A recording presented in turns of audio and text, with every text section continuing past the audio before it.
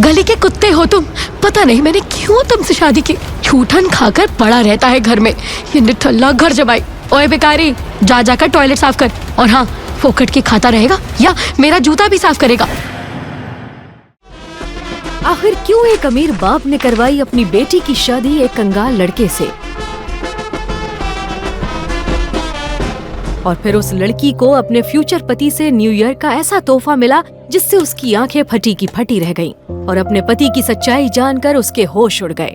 अनिका ने अपने पापा के कहने पर नक्श से शादी तो कर ली थी, मगर उसने ये शर्त रखी थी कि घर से बाहर किसी को ये पता न चले कि वो उसका पति है। पापा ने तुम जैसे कंगाल से शादी करा के मेरी जिंदगी बर्बाद कर दी। मेरे सारे सहेलियों के पति उन्हें महंगे महंगे गिफ्ट देते हैं और तुम वही 10 रुपए का गुलाब का फूल और कार्ड। नक्श उस घर में घर जमाई बनकर रहता था, मगर वो वहाँ एक नौकर ही था। सब उसे जलील करते रहते। ना तो उसे घर में ठीक से खाने को मिलता था, कभी कालीन पर तो कभी वो कुत्तों के कमरे के बगल में सोता। अपना पॉकेट खर्च चलाने के लिए वो एक जगह चपरासी की नौकरी भी करता था। अनिका ने अपनी सहेलियों को बता रखा था कि उसकी शादी विदेश जाकर हुई है और उसका पति लंदन में बड़ा बिजनेसमैन है। मगर जब उसकी सहेलियां उसे अपने हस्बैंड्स के दिए हुए महंगे महंगे गिफ्ट्स दिखाती तो वो जल भुनकर राख हो जाती। इस बार न्यू ईयर में मुझे एक महंगा गिफ्ट चाहिए, वो जिसकी कीमत लाखों में है। तुम्हें पता है मैंने आज तक इतने पैसे देखे भी नहीं है, कहाँ से लाके दूंगा इतना महंगा तोहफा। तो ये तुम्हें मुझसे शादी करने से पहले सोचना चाहिए था। मर्द होकर अपनी बीवी की डिमांड्स भी पूरी नहीं कर सकते। छी। नक्श को अपनी पत्नी की ये बात चुभ गई। 2 दिन बाद न्यू ईयर की पार्टी से पहले नक्श अनिका के पास आया और उसे एक गिफ्ट पैक दिया। अनिका ने बुरा सा मुंह बनाकर उस डब्बे को खोला और जैसे ही उसने अंदर का गिफ्ट देखा तो उसके होश उड़ गए। ये फोन, ये तो इस कंपनी का स्पेशल एडिशन है।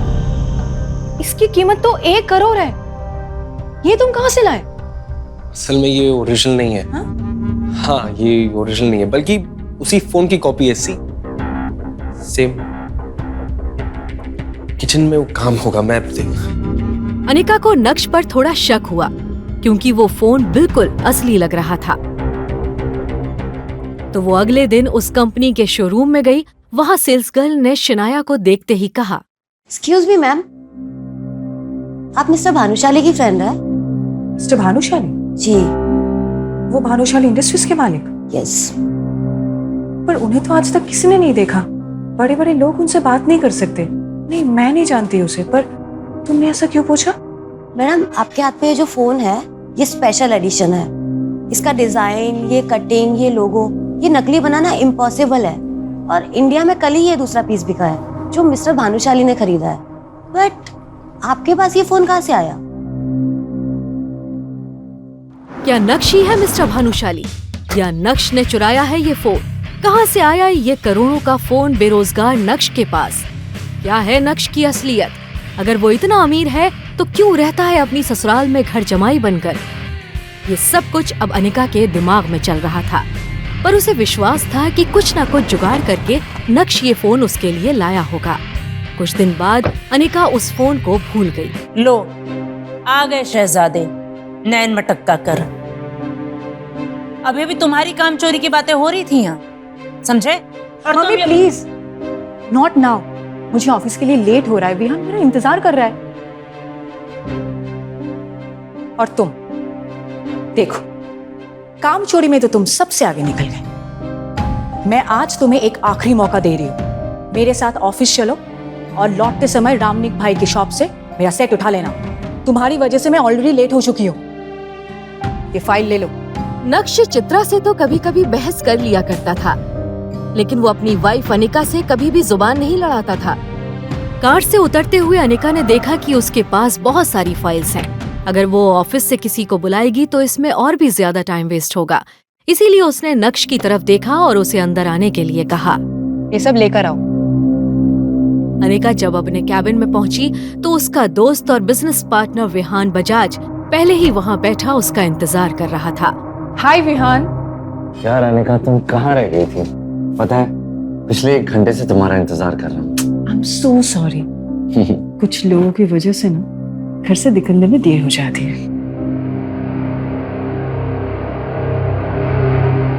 ये आदमी इतना खाली 1 घंटे से मेरी बीवी अनिका का इंतजार कर रहा। क्या हुआ विहान, बहुत मुस्कुरा रहे हो? कोई लॉटरी लगी है? हाँ, ऐसे ही समझो। तुम्हारा आना किसी लॉटरी से कम का है। ये देखो अनिका, तुम्हारे लिए डायमंड का रेयर नेकलेस, सिर्फ तुम्हारे लिए।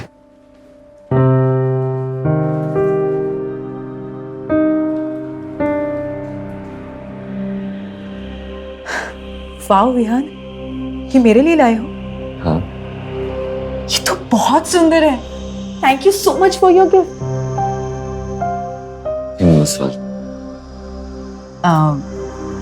Can you?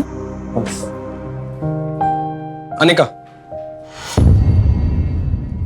मैंने आज से तुम्हें कोई सलाह नहीं दी, पर आज दूंगा। ये आदमी तुम्हें इंप्रेस करने के लिए सस्ते हीरे का हार लाके दिया। ये हीरा असली नहीं है। इस आदमी से तुम्हें बात भी नहीं करनी चाहिए।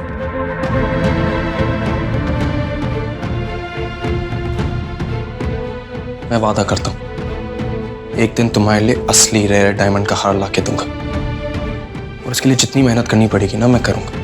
अपने दिल की बात अनिका के सामने रखने के बाद नक्श ने अनिका के जवाब का इंतजार भी नहीं किया और उसके कैबिन से बाहर निकल गया। 2.5 साल की शादी में पहली बार अनिका को ऐसा लगा कि नक्श उसके लिए लड़ रहा है। नक्श, ये क्या पागलपन है? हाँ, तुम्हें इतना हक किसने दिया है कि तुम मुझे अपनी बेटू की सलाह दे सको? Shut up! तुम्हारी हिम्मत कैसी हुई? मेरी गलती थी कि तुम्हें यहां पर लेकर आई। अब तुम यहां से चुपचाप निकल जाओ। Just leave. नक्श ने अनिका की इस बात का भी कोई जवाब नहीं दिया। वो जानता था कि वो जितना बोलेगी उतना ही अनिका का गुस्सा बढ़ता जाएगा। उसे अनिका से जो कहना था वो उससे कह चुका था। अब बार बार उस बात पर बहस करने का कोई फायदा भी नहीं था। जाता कहाँ है? सुनाई नहीं देता क्या?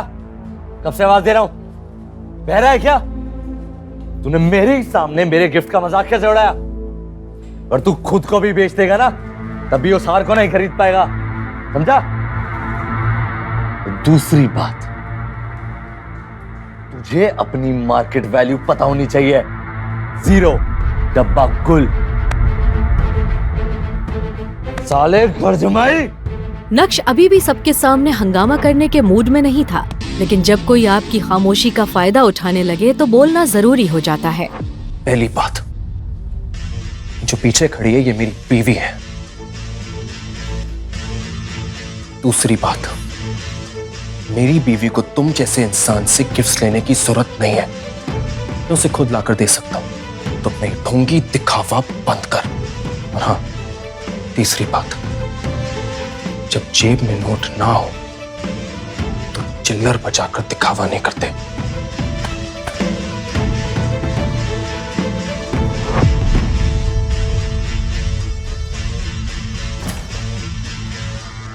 उसकी जलती आंखों के सामने सिर्फ नक्श का चेहरा घूम रहा था और वो जितना नक्श के बारे में सोच रही थी उसका गुस्सा उतना ही बढ़ता जा रहा था। विहान न सिर्फ उसकी कंपनी का बिजनेस पार्टनर है बल्कि मेजर इन्वेस्टर भी है और विहान की वजह से ही अनिका की कंपनी अभी चल रही है। इस कंपनी के सारे लॉसेस विहान ही बेयर करता है और अनिका को इसकी बहुत जरूरत भी है। अनिका का विहान से दोस्ती करना कोई आसान काम नहीं था। कितने पापड़ बेलने के बाद वो उसके करीब आ रही थी। सब ठीक चल रहा था, सब कुछ अनिका के प्लान के मुताबिक हो रहा था, लेकिन नक्श ने आकर आज सब कुछ बिगाड़ दिया। अब अनिका मन ही मन सोच रही थी, क्या जरूरत थी नक्श को विहान को ऐसा कुछ कहने की? अब पता नहीं वो मेरी कंपनी में अपना पैसा इन्वेस्ट करेगा या नहीं। अब अनिका उसे कैसे मनाएगी? अगर गलती से उसने अपना पैसा रिटर्न करने के लिए कहा तो अनिका की कंपनी एनजी कॉर्पोरेशन तो बहुत बड़ी मुसीबत में पड़ जाएगी। उसके बाद क्या होगा? जवेरी खानदान को कौन संभालेगा? ये सोचते सोचते अनिका को खुद पर ही गुस्सा आने लगा। असल में गलती उसी की है। वो क्यों नक्श को उन दोनों के बीच में लाई? क्या जरूरत थी नक्श को ऑफिस साथ लाने की? अगर वो आज नक्श को अपने साथ नहीं लेकर आती तो अभी विहान उसके साथ बैठा होता।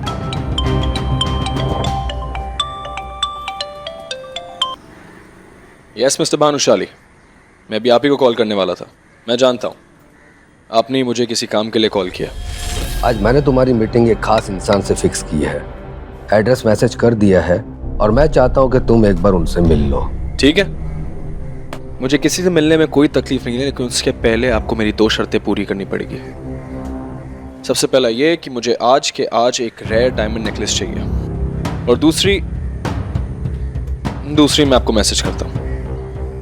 ये शर्त भी उतनी ही खास है, और हाँ, दोनों शर्तें पूरी हो जानी चाहिए।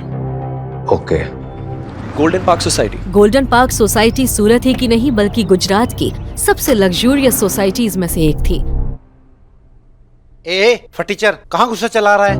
वो मुझे अंदर होटल में जाना है, मुझे इनवाइट किया गया है। अबे साले, झूठ बोलने से पहले अपनी हालत तो देख ले कैसी है। ये होटल प्राइम है, शहर के यहाँ सब लोग अपनी बड़ी बड़ी कारों के साथ में आते हैं, और तू भिखारी अंदर घुसेगा? मैं तुम्हें घुसने दूंगा? चल भाग यहाँ से। अरे आप सुनिए मेरी बात, आपको गलतफहमी हुई है। मैं अभी होके आ रहा हूँ, 5 मिनट लगेगा, मैं आ रहा हूँ। हाँ तो चल भाग यहाँ से।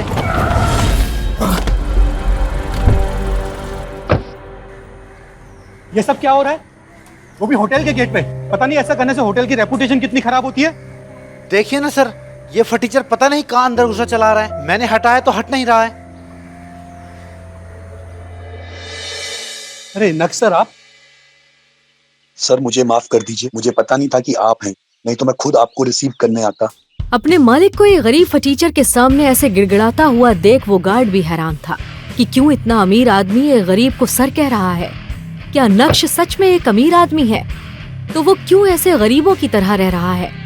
क्यों उसके ससुराल वाले उसके साथ नौकरों की तरह बर्ताव करते हैं? क्या है नक्श की असली सच्चाई? जानने के लिए सुनिए पॉकेट एफएम की ये पूरी कहानी, इंस्टा एम्पायर, जिसे हिंदुस्तान में सबसे ज्यादा सुना जा रहा है। फ्री कहानी सुनने के लिए अभी नीचे दिए गए इंस्टॉल बटन पर क्लिक करें और पॉकेट एफएम डाउनलोड करें।